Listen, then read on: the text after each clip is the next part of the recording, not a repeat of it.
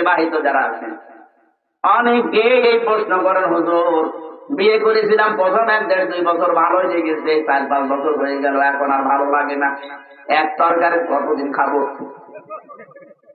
ঠিক আছে, আপনি যদি এই কথা মনে হয় যে এক জিনিসের কতদিন সংসার করা যায়, নতুন নতুন জিনিস ভালো হয়, তাহলে আপনার স্ত্রীও তো এই কথা বলতে পারে যে এই এক ছাতা আর কতদিন নেব। কথা বলে না কেন? তারও তো নতুন নতুন জিনিস ভালো লাগার কথা। এখানে যে রোগটা আমাদের বাসা বেঁধেছে, আল্লাহ 1500 বছর আগে এই রোগের ঔষধ 2টা দিয়ে দিয়েছে। আমি সহ প্রত্যেকে যদি এই 2টা ঔষধ এখন থেকে খেতে পারি, দেখবেন আপনার নিজের স্ত্রীর প্রতি আপনার আকর্ষণ বাড়বে, পর স্ত্রীর প্রতি আকর্ষণ আস্তে আস্তে ঘৃণা তৈরি হবে। সূরা নূর 30 নম্বর আয়াত। ব্যাখ্যা সহ বলতে গেলে তো সময় নেই, তাফসীর আপনারা বাড়িতে বাংলাটা পড়ে নেবেন। সূরা নূর 18 নম্বর পারা 12 নম্বর পৃষ্ঠা 7 নম্বর লাইনে 30 নম্বর আয়াত। কত নাম্বার? আরো জোরে বলেন। 2 নম্বর আয়াতটা আছে সূরা আহজাব 22 নম্বর পারার 1 নম্বর পৃষ্ঠা 3 নম্বর লাইনের 32 নম্বর আয়াত। এটা তাফসীরে খাজেন, বাংলা পাওয়া যায়, লিখে নেবেন। আল্লাহ পাক বলেন, প্রথম দলিল বলছি, কুল্লিল মুমিনিনা ইয়াগুব্বু মিন আবসারিহিম ওয়া ইয়াহফাযু ফুরুজাহুম যালিকা আযকা লাহুম ইন্নাল্লাহা খাবীরুম বিমা ইয়াসমাউন। এই ওষুধ লাগবে এখনই।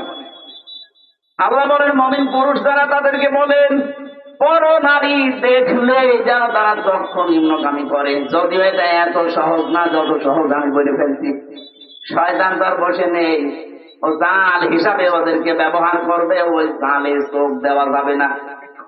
সুতরাং নিজের চরিত্রকে যদি সংশোধন করতে চান, পবিত্র রাখতে চান, নিজের জায়েজ স্ত্রী বাদ দিয়ে আর 14 জন মহিলা বাদ দিয়ে পৃথিবীর কোন নারীর দিকে লোলুপ দৃষ্টি দিয়ে তাকানো যাবে না। দেখলেই চোখ নিচের দিকে করা লাগবে। কয়জনের নাম বললাম? বলেন বলেন, আপনার কি ঘুমাচ্ছেন না? একজন হচ্ছে আপনার নিজের মা, এর প্রতি খারাপ ধারণা আসা সম্ভব। 2 নম্বরে নিজের আপন বোন, এটাও। 3 নম্বরে নিজের আপন মেয়ে। 4 নম্বরে নিজের আপন ফুফু। 4 নম্বরে নিজের আপন খালা। এরপরে নিজের ভাইয়ের মেয়ে, বোনের মেয়ে, নিজের পুত্র বধূ, যেটা ছেলের বউ। এরকম 14 জনের নাম সূরা নিসার 21 নম্বর আয়াতের তাফসীরে আছে। এই 14 জন বাদ দিয়ে পৃথিবীর যে কেউ হোক, যত সুন্দরী হোক, যত লাবণ্যময়ী হোক, সামনে পড়লে আপনার যদি ঈমান থাকে আপনি চোখ নিতে পারবেন। যদিও শয়তান আপনাকে বিভিন্ন জিনিস দেখাবে, একটু একবার তাকালে আর কি হয় না, একবার তাকালে 2 বার তাকাতে শয়তান বাধ্য করবে। কথা বলছে না কেন? যেন আল্লাহর প্রথম ঔষধ এইটা। এই 14 জন বাদ দিয়ে যার দিকে তোর চোখ পড়বে, মন যদিও চাইবে না কিন্তু শক্ত করে চোখ নিচের দিকে পড়বি। 2 নম্বরে তোর লজ্জায় স্থান হেফাজত করার চেষ্টা চালাবি। এই 2টা আল্লাহ পাক বলেন, যালিকা আযকা লাহুম, এটা পবিত্র হওয়ার একেবারে নিকটতম পন্থা। আমরা এই 2টা লাইনে হাঁটি না। একটা লোক এরকম প্রশ্ন করেছে যে আমার নিজের জায়েজ স্ত্রী আমার ভাল লাগে না, অথচ অন্যের স্ত্রী তো আমার মতোই, দেখলেই কেমন যেন মন ছুটে যায়, এমনি যায় না। যখনই কোন পরনারী দেখবেন চোখ নিম্নগামী করবেন। যদি আপনার মনে চায় যে একটু দেখি উলঙ্গ নাচ দেখি, না, আমার লজ্জার স্থানের হেফাজত করা লাগবে, সম্ভব না। পরকীয়া প্রেমে আমার মন আছে, যদি মনে হয় যে একটু লাইন করি না কেন, না, কারণ একটা সংসার ভেঙে দেওয়া আর তামাম দুনিয়া ধ্বংস করে ফেলা সমান না। পরকীয়া প্রেমে জেলায় বন্ধ হয়ে গেছে। এভাবে আপনাকে আমি মাত্র 15 দিন এই ঔষধটা খেতে বলছি। 15 দিন যদি এভাবে চলতে পারেন, দেখেন আপনার মনটাকে আল্লাহ একটা অনির্বচন সুখ দিয়ে পরিপূর্ণ করে দেবে। অনির্বচন সুখ কারে বলে বাংলায় বোঝেন? এই যে বাচ্চারা, পাখির বাচ্চা যখন শীর্ষও মারে, তখন দেখবেন মায়ের এই পর বিছানো ডানার নিচে আশ্রয় নেয়।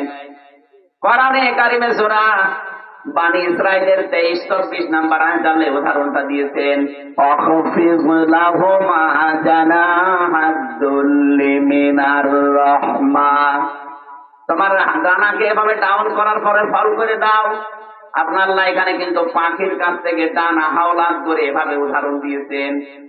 কেন? ডানাটা আমাদেরও আছে না? আমাদের ডানা নেই, আমাদের কি আছে? হাত আছে। বলেন বলেন। আল্লাহ এখানে এতন না দিয়ে জানাহন দিলেন। জানাহন মানে ডানা। আমাদের তো ডানা হয় না, আমাদের হাত হয়। পাখির কাছ থেকে আল্লাহ ডানা হাওলাত করলেন কেন? কারণ আমাদের হাতের ভেতরে নরম কিছু নেই, কিন্তু পাখির ডানার ভেতরে এমন সফট কমল, এমন নরম মোলায়েম একটা পাওয়ার আছে, একটার সাথে একটা পাখা লেগে যায়, এত সফট হয় ওই জায়গাটা। নিচে যখন পাখিরা বাচ্চারা আশ্রয় নেয়, যখন ডাউন করার পরে মা পাখিটা ফল করে দেয় দুই দিক থেকে, তখন একটা কিচির মিচির আওয়াজ দেয়। ওদের মনের ভেতরে এই ধারণা আসে যে দুনিয়ায় কেউ আমাদের আর কোনো ক্ষতি করতে পারবে না। এই কারণে তারা এই আনন্দটা করে। আল্লাহ পাক বলেন, যদি সত্যি এই দুইটা ওষুধ কাজে লাগাতে পারো, পরনারী দেখলেই, পরপুরুষ দেখলেই মন চাইবে, তারপরও চোখ নিম্নগামী করবে আর লজ্জার স্থানটাকে হেফাজত করে রাখবে। এরকম একটা অনির্বাচন সুখ মনের ভেতরে আমি আল্লাহ তৈরি করে দেব। আমি সব প্রত্যেকে ওর সাথে একটু অ্যাপ্লাই করি তো আল্লাহ আমাদেরকে দান করেন। বলেন আমিন। সুতরাং কোরআনের কথা, আহসানুল হাদিস সর্বোত্তম কথা। আর কোরআনের বাইরে যত কথা আছে, সে গান বাজনা বলেন, সিনেমা থিয়েটার বলেন, নভেল নাটক বলেন, অনর্থক কথাবার্তা বলেন, সবগুলো লাহওয়াল হাদিস। এটা শয়তানের কাজ। ওই জামানায় একজন গায়ক ছিল, সে গায়কদেরকে ভাড়া করে বিভিন্ন দেশ থেকে এনে মক্কায় নাচ গান ড্যান্স দিত। যারা বলেন গান গয়া খাদ্যের জন্য হারাম, এটা কোরআনে কোন জায়গায় আছে? এদিকে আসে, কানের নিচে দুইটা ওসি সাহেবকে থাপ্পড় দিয়ে তারপরে দেখা। লাহওয়াল হাদিস মানে গান যেটার কোনো অর্থ নেই, যে সমস্ত কাজ কারবার মানুষের খালি সময় নষ্ট করে। এখানে আব্দুল্লাহ ইবনে মাসউদের বর্ণনা তাফসীরে ইবনে কাসিরে পড়লাম, উনি বলতে লাহওয়াল হাদিস মানে গান। লাহওয়াল হাদিস মানে কি? গান মানে আপনি আল্লাহকে নিয়ে, রাসূলকে নিয়ে, সৃষ্টি জগৎকে নিয়ে বলবেন এই গান না। এমন এমন গান আপনি বানিয়েছেন যে গানের দ্বারা আর মানুষের চরিত্র ধ্বংস হয়। এই যে মমতাজের গান, কি আছে বলেন? ফেটে যায়, ফেটে যায়, জোড়া দিয়ে আর বুঝতে নেই। কি কি ফেটে যায় আপনার বলে বয়সে? এরকম গানের কথা বলছে লাহওয়াল হাদিস। আমি মানে আসরের নামাজের 1 মিনিট আছে, আসরের নামাজ পড়া দরকার। নামাজটা পড়ে নি, তারপরে শুরু করি। আমার আবার মাগরিবের পরে সেই নাগরপুর বাজারে আছে। আমি বললাম তো ওই সময় নামাজের পরে শুরু করি, এতক্ষণ চালালে কত সুন্দর হতো। আপনারা তো কথা রাখেন না। বললাম না ওই সময় যে মানুষ যাই খেতে শুরু করে দেয়, তাহলে 1-2 ঘন্টা 2.5 ঘন্টার সময় যেত। 1 ঘন্টার ভেতরে সাঁতার তো এখন আয়াত পর্যন্ত যেতে পারবো না। আপনারা কথা রাখবেন না তো। আমি সেই সময় বললাম না অফিসার চলে এসেছে, আমরা আরম্ভ করি, খাওয়া দাওয়া দরকার শেষ করে করবো। আগামীতে আবার কোনো জায়গায় আসলে রাতের বেলা নিয়ে আসবেন। দিনের বেলা তো মানুষের জ্ঞানসাম হয়, কথা বোঝানো যায় না। যেহেতু মাগরিবের পরে নাগরপুরে আছে, এখান থেকে প্রায় 40-45 কিলো, ওখানে যে মাগরিব পড়বো, পড়ে আল্লাহুম্মা আমিন। লা ইলাহা ইল্লা আনতা সুবহানাকা ইন্নী কুনতু মিনাজ জালিমিন।